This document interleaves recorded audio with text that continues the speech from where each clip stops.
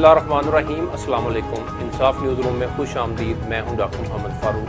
खबर शामिल करते हैं मंडी बहाउद्दीन से, जहां से हमें रिपोर्ट कर रहे हैं इनायतुल्लाह अंजम क्लेयर। ज़िले सदर मुस्लिम लीग नून मंडी बहाउद्दीन चौधरी मुशाहिद रज़ा चेलियांवाला की मॉडल टाउन लाहौर में मुस्लिम लीग नून पंजाब के अहम तंजीमी इजलास में शिरकत। इजलास की सदारत मुस्लिम लीग नून पंजाब के सदर राना सनाउल्लाह ने की। इजलास में गुजरांवाला और सरगोदा डिवीजन के तंजीमी अमूर ज़ेर बहस आए। इजलास में गुजरांवाला और सरगोदा के डिवीजनल और ज़िलेई सदूर ने शिरकत की।